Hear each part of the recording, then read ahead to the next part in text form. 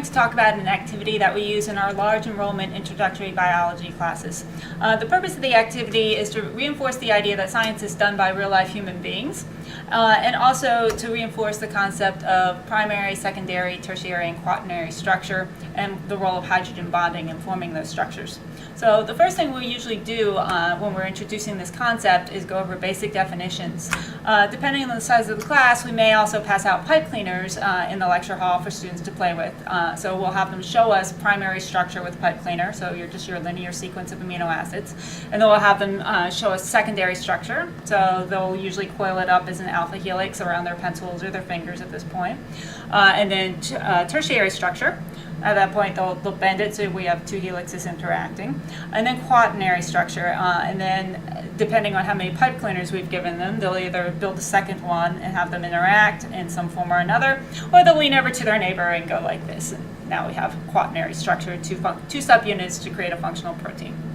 Once they've got the basic definitions down, what we'll do is we'll show them an interview of Linus Pauling, where he talks about how he discovered the structure of the alpha-helix. So it's a very interesting story. He was actually down with a cold that day and was tired of reading his detective stories and decided, well, I wonder if I can figure this out. And he actually solved the basic structure based on what he knew about bond angles at the time and with a piece of paper. So we tell the students they're going to do some Nobel Prize winning science work for the day.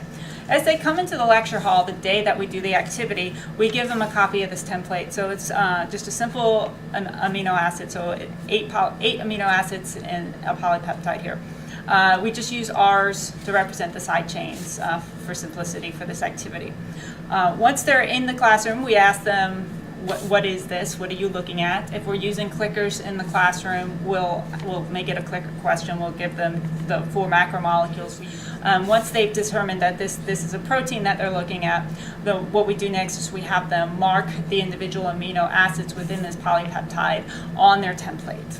So one of the things we'll ask the students to do with their template after they've identified that this is a linear amino acid sequence for a protein is mark out each of the individual amino acids. So we'll have them take their pen and mark where each amino acid is. So your basic NCC backbone, NCC, NCC, NCC, NCC, all the way down the chain. So this really reinforces in their mind what the structure of an amino acid is.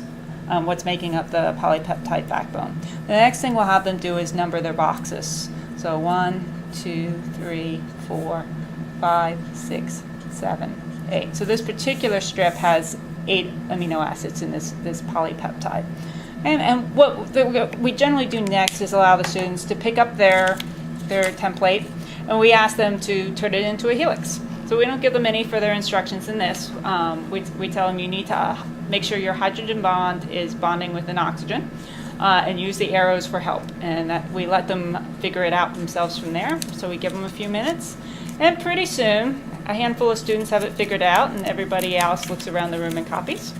And they line up their template. And you can see the arrows line up to form the hydrogen bonds. And we have a roughly helical structure. This activity blends scientific history and a review of protein structure in a fun and engaging way. The directions and templates are available on our Comprehensive Student Success Program website. I hope you enjoy using this activity with your classes. Thank you.